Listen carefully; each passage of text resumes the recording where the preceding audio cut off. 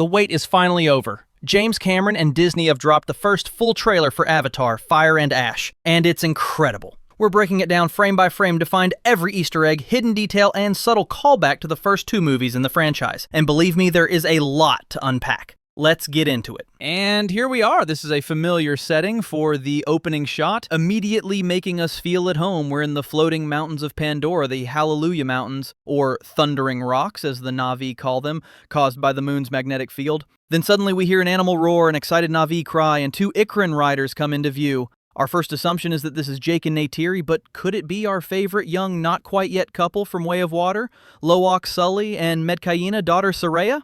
More on that later. And remember that at the end of The Way of Water, Neytiri and Jake and the entire Sully family are reeling from the loss of their son Neteyam. The family is still staying with the reef-dwelling Medcaina, led by Ronal and Tonawariu. They went back there after sending Quaritch and the RDA packing for the second time. Next, we're on to what looks like a shipwreck underwater and two characters, perhaps even the same two, exploring on the back of an igloo. This looks like a sea dragon sunk during the Battle of the Three Brothers at the end of Way of Water. Pandora's oceans now bear the deep scars of battle, and the sea dragon's wreck seems to be a haunting symbol of that aftermath. And perhaps the reason these characters are journeying here. The underwater filming looks as spectacular as last time, and again, makes us wish we were there. But what are they actually doing down in the depths? Now we're with Kiri. She's looking in wonder at a wood sprite, or at Tokirina in Na'vi language. Kiri looks a little more grown up already, and this scene only heightens our curiosity about her role in Fire and Ash, as her connection to Eywa was a major mystery in Way of Water. Seeing this interaction with the Atokirina hints at the deepening of that mystery, especially as Cameron has teased Kiri's importance in this trilogy. Remember the wood sprite from the first movie that lands on Neytiri's arrow just before she shoots Jake? Their presence signals an important person in the eyes of Eywa.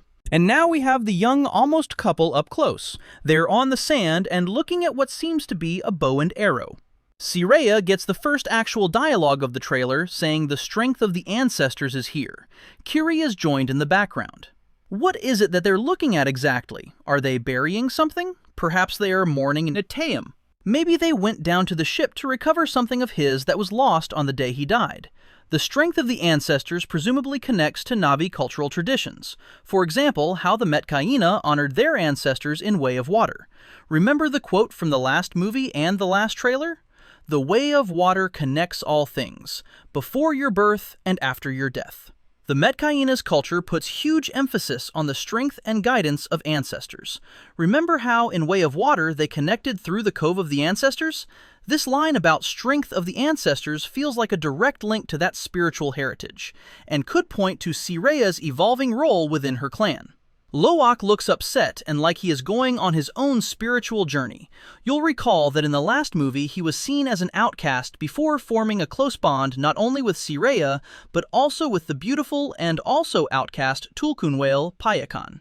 Lo'ak will be a large part of Fire and Ash, it seems. And after a reminder that this is from the extraordinary mind of James Cameron, we're moving on to a new clan, the Tlalim, the Wind Traders with their enormous Sky Caravan. Huge floating ships way above the Pandoran forest below. The Sky Caravan design mirrors Earth-based nomadic traditions, like Mongolian sky cities from Cameron's concept art phase. Here we have more amazing Pandoran creatures floating through the skies, seemingly with a Q connection at the front, like the braids that help the Na'vi and avatars connect with Ikran and Ilu. Kiri is on board, looking on in awe and delight. Members of the Wind Trader clan are in the background.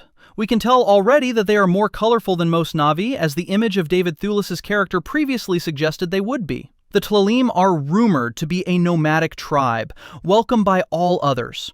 They seem to represent the free traders of Pandora, culturally distinct and possibly crucial to bridging alliances in the coming clan conflicts. Whatever their role, these ship-like creatures really do look magnificent, gliding into the sunset.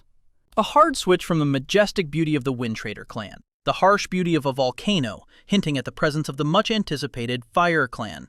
The volcano looks at least semi-active. Will this become a plot point? Will the volcano erupt? Or is this just giving us an idea of the diversity of the planet's ecosystem and where the ash people live? And now more harsh beauty. The ash-covered remains of a forest. This must be where the Mangquan clan call home. Judging by the scale of these charred stumps, this might be the remains of a burned-out home tree. But who destroyed it? In Avatar 1, the destruction of Home Tree was a tragedy. Here, it looks like the Mangquan have made survival in this destruction their identity. Could this even be the Omaticaya home tree from the first movie? Let us know what you think. It seems unlikely to us, but not impossible given the at least 15-year break in the story. But was there an active volcano anywhere near that home tree? Now the Sully children, and is that Cyrea with them? They are wading through the swampy forest, lit up by the bioluminescent fungi. Loak looks either tired or injured as Took supports him. Kiri is there too in the background. Fun fact about the music is that the signature notes to denote danger actually come from another movie scored by the late great James Horner, Enemy at the Gates, starring Jude Law. Horner won 2 Academy Awards for work on another James Cameron movie, the 1997 epic Titanic. And now we're seeing the bioluminescent markings of the wondrous Payakan. The attention to detail remains out of this world, as we can see the 2 right eyes of Loak's marine companion. In Way of Water, Payakan was shunned for his violence, yet proved to be a savior. This ceremony could hint at Payakan's redemption arc expanding into something greater, perhaps becoming a unifier between clans, or a warrior spirit of the oceans. Or could this ceremony be a ritual to prepare the Tulkun for the attack we see later in the trailer? Looks like there are chains attached to the sea creature, but more on that soon. Maybe Payakan is part of a Metcaina ritual, as we see the clan gathering with Tonawari in full formal dress, with Kate Winslet's Ronal, and... Is that Soraya again? Given Tonawari and Ronal are in full ceremonial attire, this might be a Tulkun blessing ritual, or even a preparation before a major battle, connecting directly to the Metcaina's deep spiritual connection with Tulkun. Spider. Our first sight of Spider is with Kiri as they stalk through the jungle. Spider has a knife in hand. In fact, so does Kiri. Seeing Kiri and Spider both armed suggests they'll take a more active role in any fighting this time, and we may see a siblings in the wild subplot, possibly learning to survive on their own away from their parents. Looks like our favorite budding romance is going to continue apace. Loak and Soraya are looking lovingly at each other. A flirtatious and intimate scene between the hot young couple. The playful intimacy mirrors Jake and Neytiri's own courtship a little, but with added and different tensions. For one, the look between the parents suggests disapproval, but hopefully only minor disapproval. This seems quite lighthearted. It is worth noting that Tonawari and Ronal show different leadership styles in Way of Water. This romance could test their authority and their tolerance of outsiders yet again. We are very excited to see more of Kate Winslet in her role as matriarch of the Metcaina. Stories of her ability to hold her breath for 6.5 minutes while filming caught our attention before Way of Water. Perhaps we will see more of her underwater abilities in Fire and Ash. And maybe that young love and its potential repercussions are causing some conflict between Jake and Loak too. Maybe Jake is delivering some tough parenting love that Loak is not appreciating. Loak walks away, and we move on to our first really big moment of the trailer. We've heard much about Neytiri in the build-up to this trailer, and here is Jake saying that she cannot continue to live in hate. The use of the word baby shows that there is little trouble between these two in their actual relationship. But Jake is deeply concerned about Neytiri, and here's Jake pleading with her to change. This scene is taking place in the Metcaina homes, known as Marwi pods, judging by the background. Zoe Saldana has said that Neytiri's grief will radiate into every corner of her life, and that the Sullys are going to be tested as a family. She said, "Not only would everything that's happening compel Neytiri to question the bond she has with her husband, but also her bond with herself, her people, her land, and the way the Na'vi are. She's going to question everything." The way Jake says hate really shocks Neytiri, as if she maybe hasn't grasped how affected her family are by her emotional state. Hate is something that is completely against what the Na'vi are. They are warm, life-affirming, spiritual people, and we have never seen anything that comes close to hate in the first 2 movies. The word hate is culturally jarring in the Na'vi language context. It's absent from their natural vocabulary, emphasizing just how deeply grief has wounded Neytiri after Natayam's death. And Neytiri looks truly shocked here at Jake's honesty and emotions. This stretch of the trailer hints that Fire and Ash might be less about outside invaders and more about the internal fractures within the Sully family and the Na'vi clans themselves. However, as the music swells, we see footsteps in the ash. Who is this walking into what must be the Mangquan clan's territory? We don't know, but we have a strong suspicion that this is the first time we're seeing Stephen Lang's Quaritch in the trailer. And remember that Quaritch survived in the last battle of Way of Water after being spared by his son, Spider. The choice of shot is very deliberate. James Cameron often uses ground-level shots, Jake's first steps as an avatar in Avatar 1, to signal rebirth or transformation. It's a brilliant shot of Quaritch from behind, framed by the charred, barren trees, the exact opposite of a lush jungle, and with what look like icons circling in the background. Jake's embracing Spider, who isn't wearing a mask, even though they're definitely on Pandora. And here is Winslet's Ronal with Kiri, pleading with her that if there is something you can do. Jake is rushing through a crowd of Na'vi, fire in the background.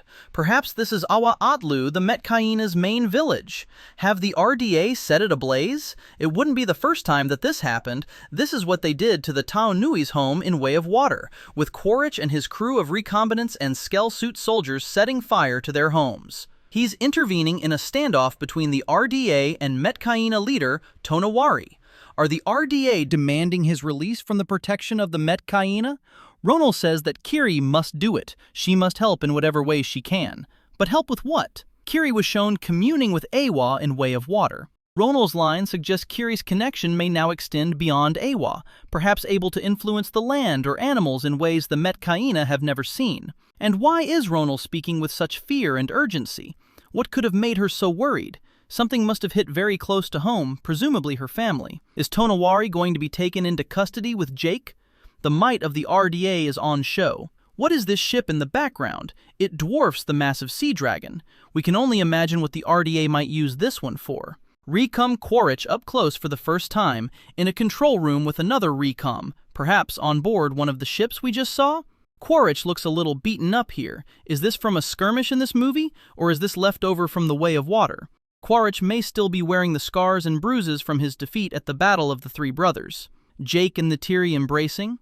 Oscar winner Saldana is looking devastated, with a deep grief and possibly rage in her eyes. James Cameron has said that she gives an incandescent performance.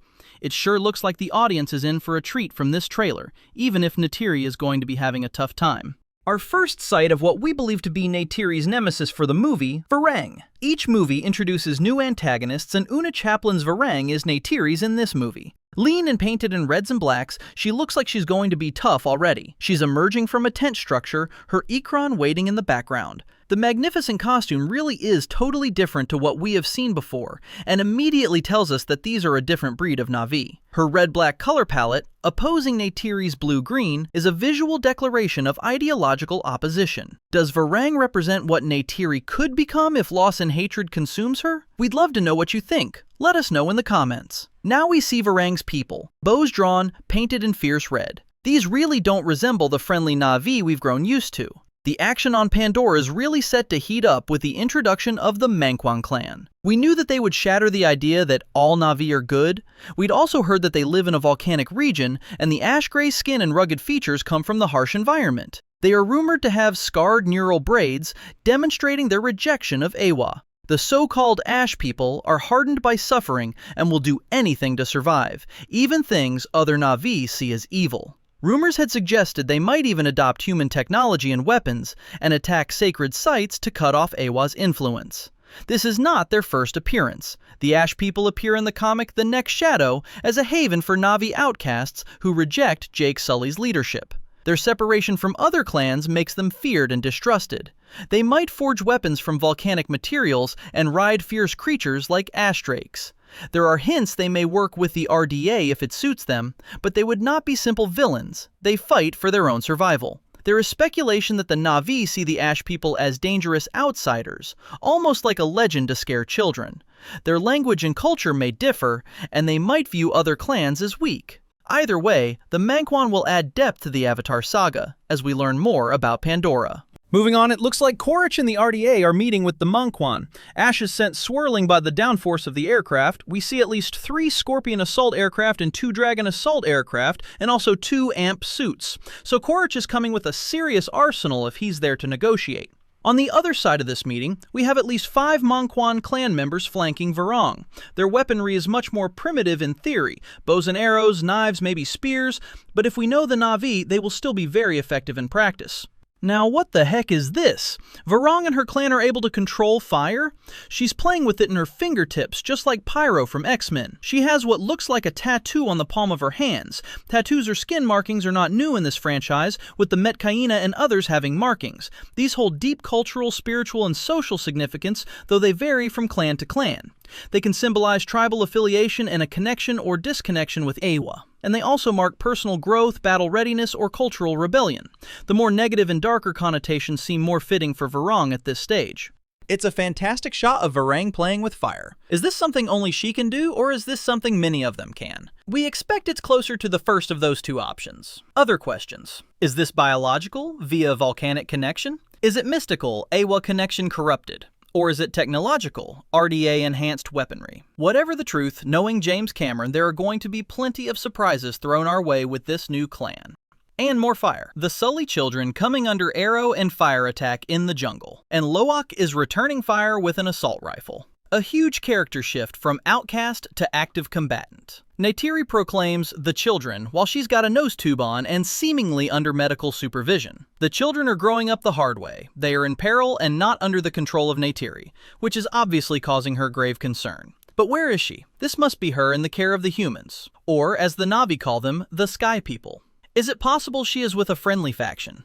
Could she be with Norm and Max Patel? There have been rumors that their role in the franchise would continue, and of course we saw them provide medical care in the way of water when Kiri was in need. Norm and Max have remained loyal to Jake since the first movie. Now a few shots of the children, Took and Kiri fleeing through the jungle. And now Spider collapses into the arms of Kiri, and in a devastating POV view, we see his mask giving warning signs. Is he running low on oxygen?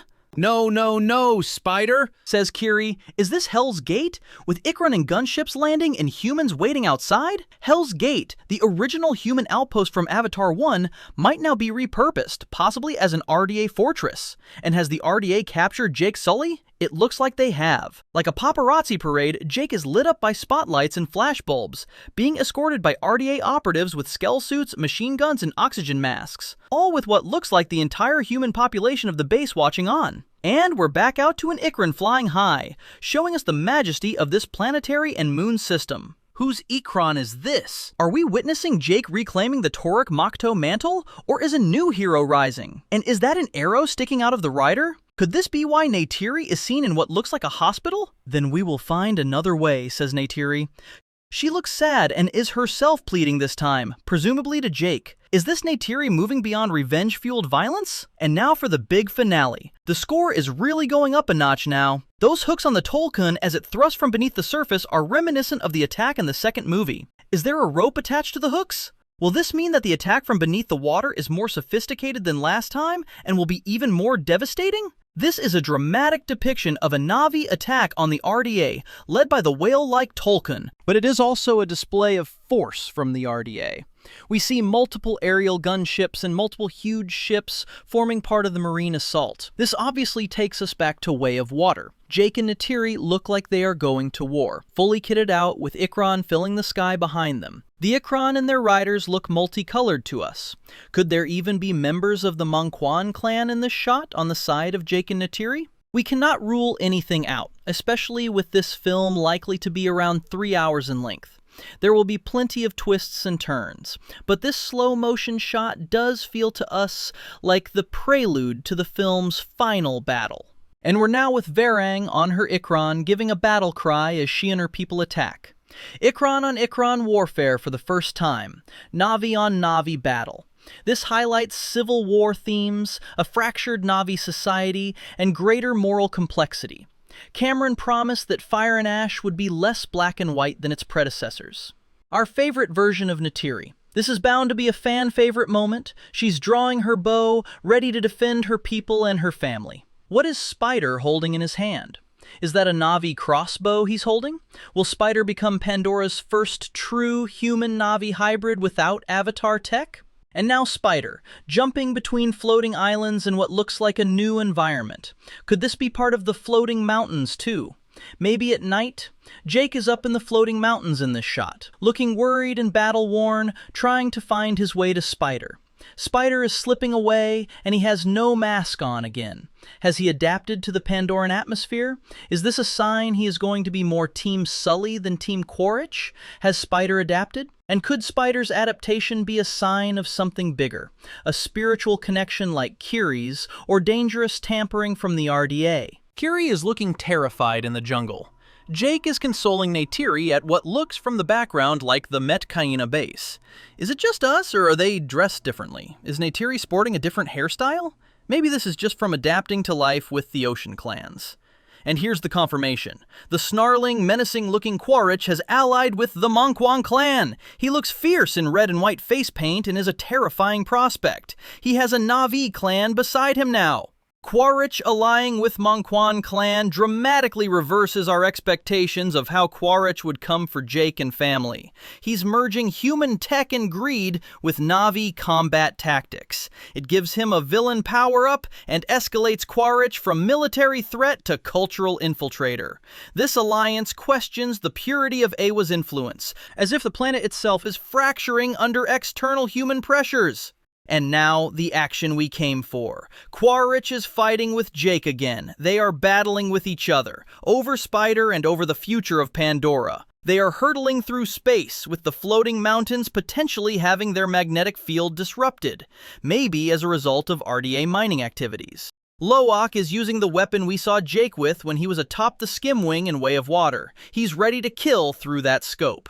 A big step for the boy, the son following his father's example and becoming a man. Now Jake and Neytiri swooping in together for what might be the climactic battle of this movie is great to see. There's no sign that there will be any fundamental trouble between our original happy couple. They've definitely dealt with plenty of trouble from external forces and the past, but they're still our lead duo. Neytiri draws her bow and seems to aim at Varang in the image released as the very first official marketing image a few months ago. The Avatar team are emphasizing her warrior queen status. Varang is clearly her mirror image in this film, likely representing the version of Neytiri that lets hate consume her entirely. Either way, it looks like Varang is a Na'vi flamethrower, and that is a dangerous prospect to say the least. And what an amazing quote to leave with. What a great cliffhanger for us to think on until the next trailer, or until the movie itself in December. Varang has our favorite Kiri at her knees, and Kiri is being restrained, perhaps tied to a tree by her wrists. Varang says terrifyingly, "Your goddess has no dominion here." Una Chaplin, the granddaughter of the great Charlie Chaplin, is going to be center stage for this one, and she's doing a great job. This line signals a fundamental rejection of Awa's influence, suggesting the Monquan clan operates outside the spiritual norms of Pandora. And the logo to finish, confirming, as if we needed it, that fire is going to be the key focus of this movie. The normally blue logo goes up in red flames, fire against water, blue against red. The elemental themes of this franchise look set to continue in what promises to be an exhilarating third chapter. Now, there's so much to unpack there. This is just our first reaction, but rest assured that we will be looking in closer detail over the coming days and weeks. Make sure to like and subscribe so that you are notified when a new video launches. Stay tuned and stay one step ahead in the fight for Pandora.